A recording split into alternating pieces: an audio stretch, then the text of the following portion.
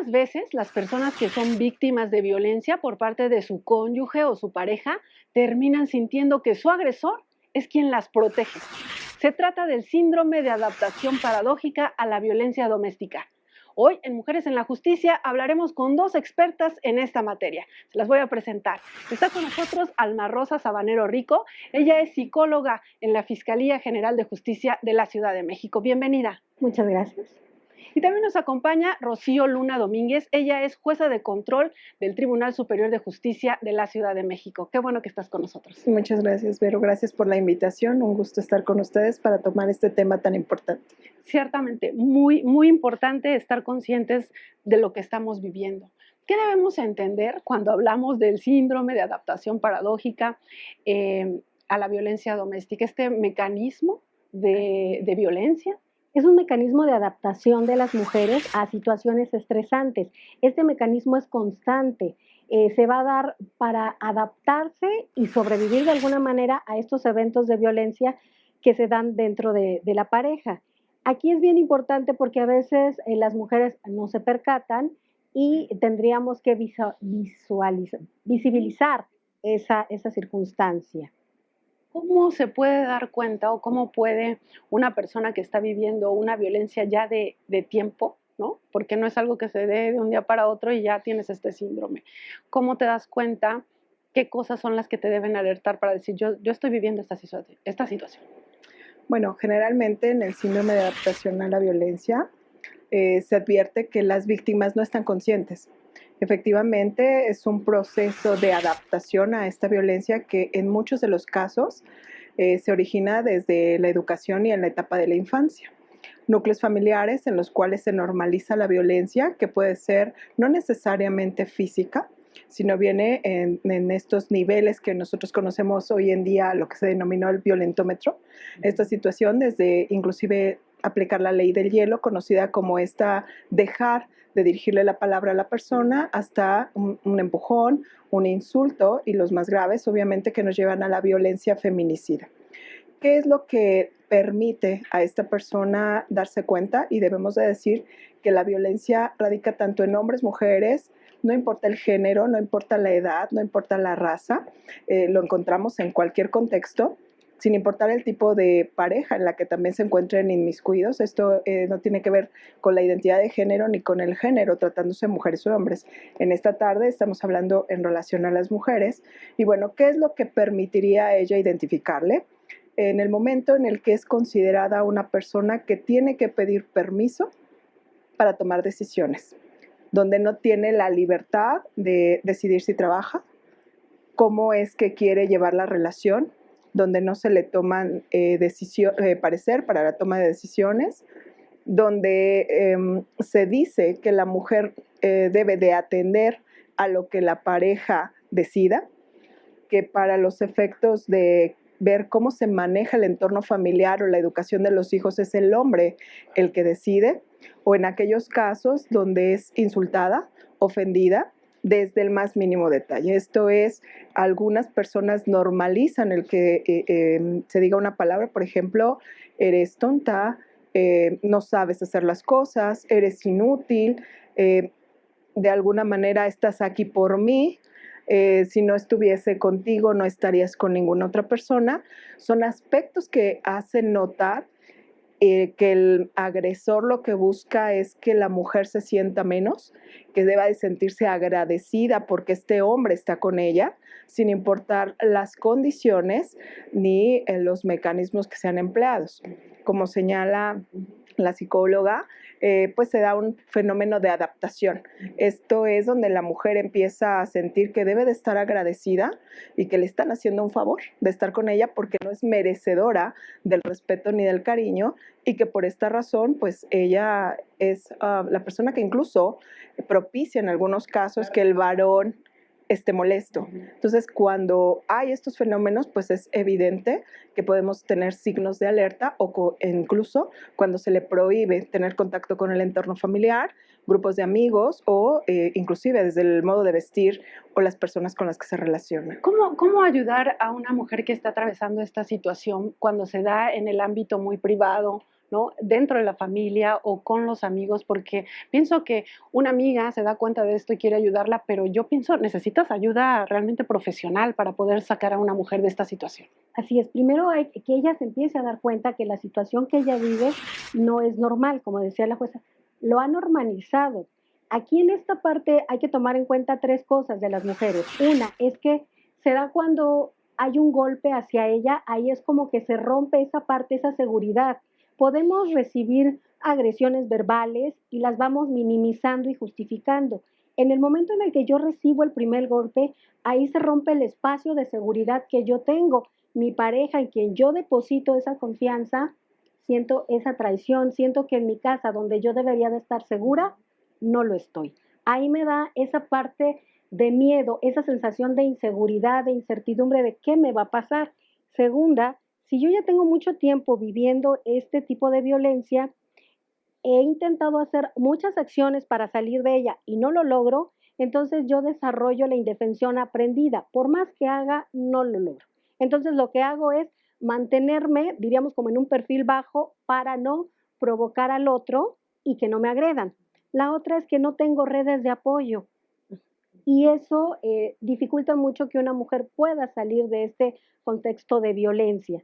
Mi familia me ha ayudado en varias ocasiones y yo vuelvo a regresar a esta circunstancia, entonces se enojan, me dejan de apoyar porque es como, no entiendo, pero no es que me guste, porque a veces también esa es otra falsa creencia. A la mujer no le gusta que la maltraten, simplemente no tiene los medios ni los recursos personales para salir de esta dinámica. ¿Cuáles serían o cómo podría allegarse de esos medios para poder salir? Bueno, la mujer que es víctima en muchos casos no sabe que es víctima, no se reconoce como tal. Y bueno, un aspecto importante es que empiece a cuestionarse si efectivamente lo que está ocurriendo es adecuado o por qué ella no se siente bien. Algo importante es el hecho de que estamos hablando de este síndrome de adaptación paradójica a la violencia, en donde la mujer lo introyecta en su persona como parte de su vida diaria. Y ahora bien, no es necesario que estén viviendo juntos. Esto ocurre desde las etapas de noviazgo, ¿no? O en estas etapas en las que la persona se está conociendo, relaciones de hecho, en donde tienen una relación. ¿Qué es lo que debemos de considerar importante para el grupo de amigos, el entorno familiar? Es que si el entorno de esta mujer considera que a ella le gusta la violencia, que no se deja ayudar y finalmente no somos capaces de sensibilizarnos a que esa mujer está inmersa en un problema donde ella no puede luchar sola y se le deja sola, lejos de poderla ayudar, bueno, entonces estamos generando cuestiones donde ella se sienta más aislada.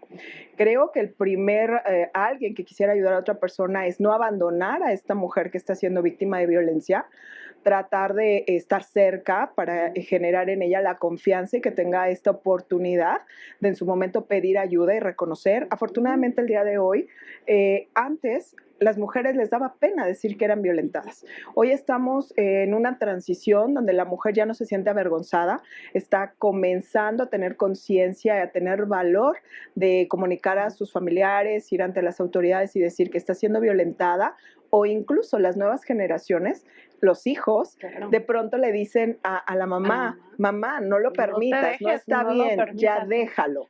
Vamos a hacer una pausa y al regresar quisiera que nos comenten porque es importante que cuando acudimos a una instancia que nos va a brindar la ayuda, en esa instancia también estén sensibilizados sobre este tema. Vamos a la pausa y regresamos en Mujeres en la Justicia. Ya estamos de regreso, qué bueno que siguen con nosotros. Psicóloga Alma Rosa, explícanos, hablábamos ya del contexto, ¿no? De cómo puedes identificar si estás viviendo esta situación de violencia. ¿Qué puedes hacer entonces? ¿A dónde acudir por ayuda? Existen varios centros que pueden ayudar a la mujer, tanto en el apoyo psicológico como en el apoyo legal.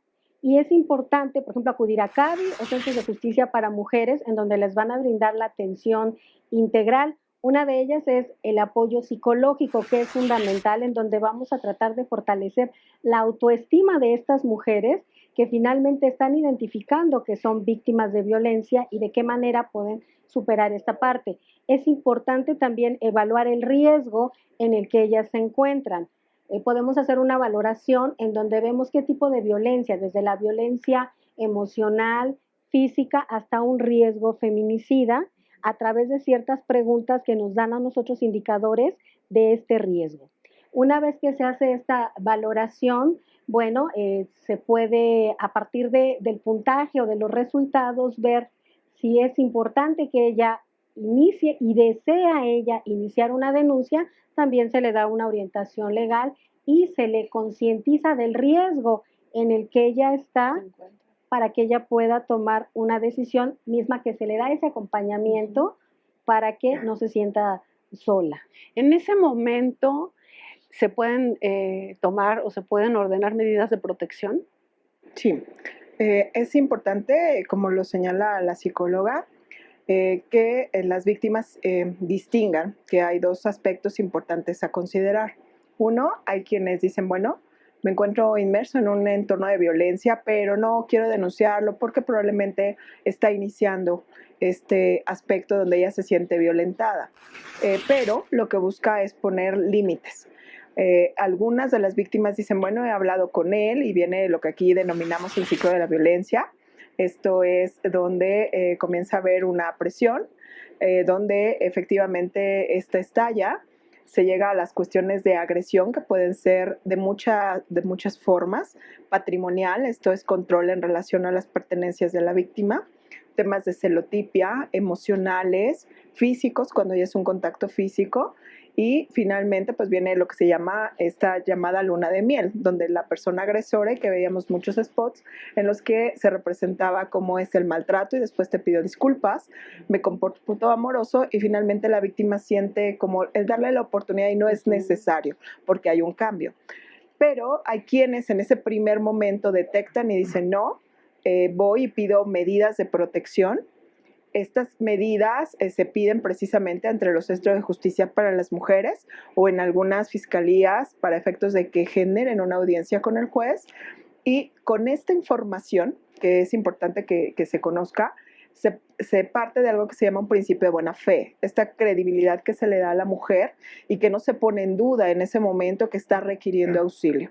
Se generan estas medidas de protección que incluyen prohibiciones de acercamiento, hacerle saber al agresor que no deberá de ejercer ningún acto de violencia en contra de la víctima, y se le hace saber que el Estado lo está vigilando con algunas prohibiciones. En algunos casos hay separación de domicilio, inclusive puede ser que convivan, pero dicen, bueno, solo quiero que él sepa que ya estoy pidiendo este auxilio, y entonces se le impone.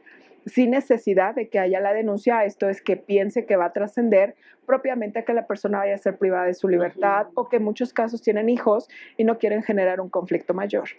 Pero hay otros supuestos en los que efectivamente la violencia ya ha escalado demasiado, o una víctima que finalmente dice, no necesito llegar a otros niveles de violencia. En las relaciones de pareja, muchos de los agresores son exparejas, que la relación ha concluido y finalmente dicen no, ven a la mujer como una cosa, se le llama cosificación, y hay algunas referencias donde dicen, bueno, si no estás conmigo, no mantienes esta relación conmigo, con ninguna otra persona, o se separaron, hay un divorcio y dicen, bueno, no voy a permitir que haya otra persona en el entorno de mis hijos y tuyo. Y la víctima dice, no estoy dispuesta a esto, denuncia, ahí sí hay una denuncia expresa, donde hay delitos de violencia, pueden ser lesiones, porque no solamente es violencia familiar, lesiones o informes de riesgo. Se generan estas medidas de protección por el propio fiscal o se las solicitan al juez. El juez las otorga, y ¿qué es lo que va a considerar? En un primer momento, con medidas de protección, la sola solicitud de la víctima. La puede ser directa mediante escrito. No necesita llevar pruebas, no necesita. No, ella solamente narra los hechos. Nos dice, el evento ocurrió de esta manera, y expresa cómo ha sido violentada. Cuando se habla del riesgo procesal, el juez analiza este informe pericial que emiten los psicólogos, donde se considera si ha habido uso de armas, si ha sido golpeada, si efectivamente necesitamos implementar medidas mayores y en algunos casos, por ejemplo, cuando hay servidores públicos involucrados que utilizan armas de cargo, el juez tiene la facultad de pedir a la institución a la que éste pertenece que le retire el arma. Eso es muy importante. Claro. ¿Consideran que cuando la víctima decide denunciar, en la parte psicológica la tienes que preparar para, oye, vienen cosas fuertes, pero tú tienes que aguantar y vas a salir adelante? Sí, justo en este síndrome nos da como mucha explicación en el sentido de la mujer va y denuncia, la mujer va y se queja y después retira las denuncias. Eso es algo bien importante. ¿Por qué lo hace? ¿No? Ese es un punto muy importante en donde la mujer ya decidió y ya se empoderó de alguna manera.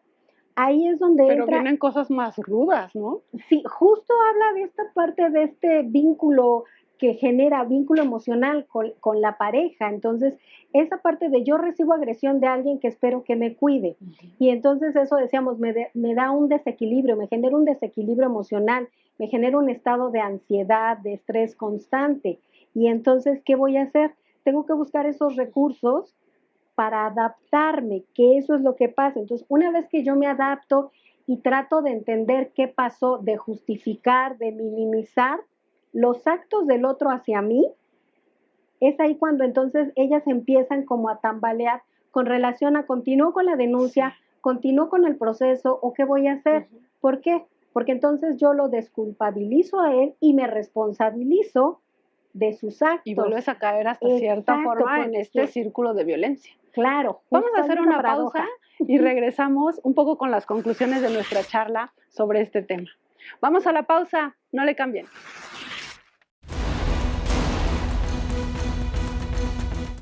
Ya estamos de regreso en la parte final del programa.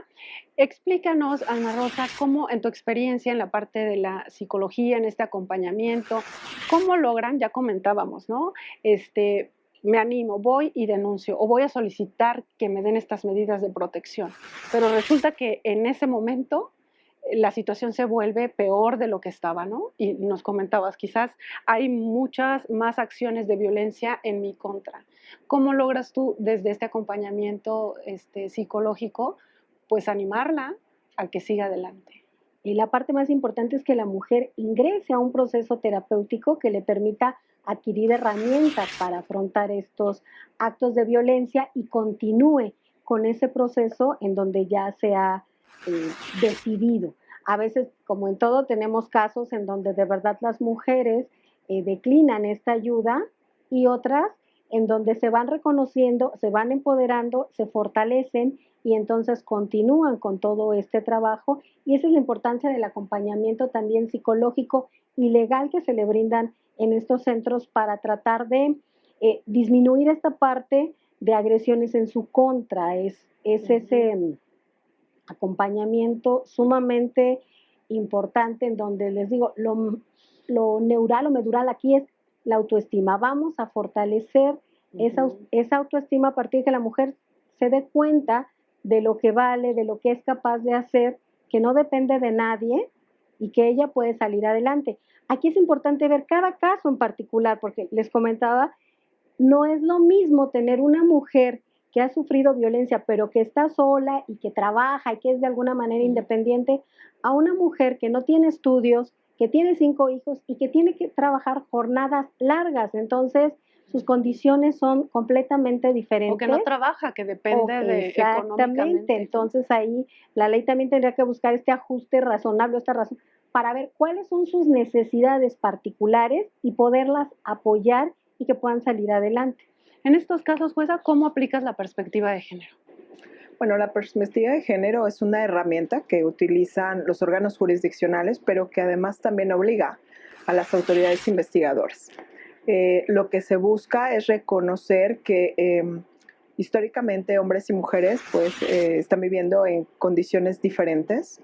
Muchos se cuestionan y dicen, bueno, ¿por qué hablar ahora de la violencia a las mujeres? Bueno, la razón primordial obedece a que estamos en una sociedad que está destinada a los varones.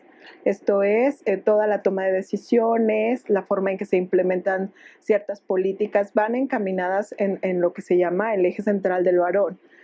Bajo este entorno, es importante que el juez o la jueza, cuando tiene conocimiento de un caso de violencia, además de escuchar la versión en cómo ocurren estos hechos o cómo dice que ha sido violentada, analice cómo es el entorno de esta mujer. Efectivamente, si hay cuestiones asimétricas de poder que se dan en muchas formas. Esto es que haya control en relación a si la mujer trabaja o no trabaja, el número de hijos que la rodean, si ha tenido aspectos de violencia previos, que en aquellos casos donde la fiscalía no ha hecho investigaciones las lleve a cabo. Y puede suceder que durante el proceso, cuando se inicia, la víctima quiera desistir o de pronto se piden medidas de protección y la víctima ya no comparece. Hoy en día hubo una reforma a la ley que establece que el juez trimestralmente lleva una audiencia para verificar si ha cesado esta violencia o no. Es un seguimiento personalizado donde va la víctima, el agresor, los defensores, y ocurre que la víctima no se apersona. ¿Qué es entonces lo que hace el juez? Bueno, hubo un caso en el que la mujer decidió ya no ir, pero tampoco aparecía el agresor. Cuando estamos hablando de un tema de violencia feminicida, entonces lo primero es cuestionarnos por qué esta mujer no está presentándose, porque en realidad existió o probablemente está en un riesgo feminicida o probablemente está desaparecida. Entonces el juez, bajo esta perspectiva, obliga a las partes que investigan que localicen a esta mujer para tratar de verificar que no hay un entorno de violencia. En otro caso... Y esa es una obligación del juez. Exacto. Es una obligación del juez y además del fiscal. Cuando tiene conocimiento que esta mujer no aparece, no logra localizarla, pues implicaría saber por qué no está presente. Y hay algunos otros casos donde podemos encontrar que una víctima quiere otorgar el perdón o finalmente quiere optar por algo que es una salida alterna.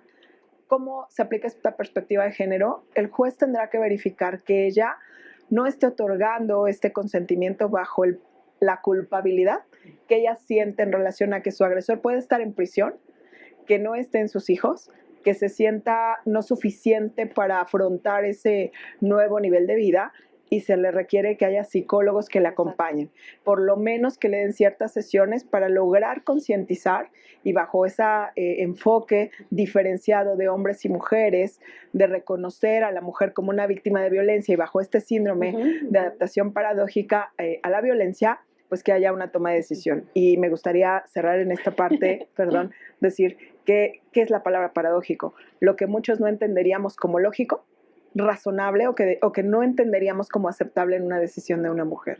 Ahí estaría como el foco, ¿no?, del juez. Se nos termina el tiempo. Psicóloga, cuéntanos rápidamente qué áreas de oportunidad observas o hacia dónde deberíamos caminar para resolver este problema. En una parte es la sensibilización del personal, de los operadores del sistema, eso sería muy importante, y que las leyes reconozcan y amplíen casos particulares, porque es general, o sea, se toma cada mujer como si fuera general la violencia, y no, hay que identificar cuáles son sus necesidades, qué particularidades tiene, y a partir de ahí voy a ver qué necesidades y en qué momento la ley me va a proteger y cómo lo va a hacer. Pues muchísimas gracias por habernos acompañado. Jueza, tus conclusiones. Bueno, el tema de reconocer este síndrome de adaptación paradójica a la violencia implica una llamada de atención a todos los operadores, a quienes aplicamos obviamente la norma y a quienes son investigadores, para hacerles un ámbito de conciencia, de reconocer aquellos aspectos que no tenemos conocimiento y acercarnos a tratar de comprendernos para tomar decisiones y lograr que esta violencia deje de ser común en el entorno de nuestra sociedad. Pues muchas gracias por haber venido aquí a Justicia TV a hablar sobre este tema que sin duda es de mucho interés. Muchas gracias por la invitación, agradecemos su tiempo. Gracias a ustedes también por su atención a este espacio del Comité Interinstitucional de Igualdad de Género del Poder Judicial de la Federación. Soy Verónica González, quédense en la señal de Justicia TV.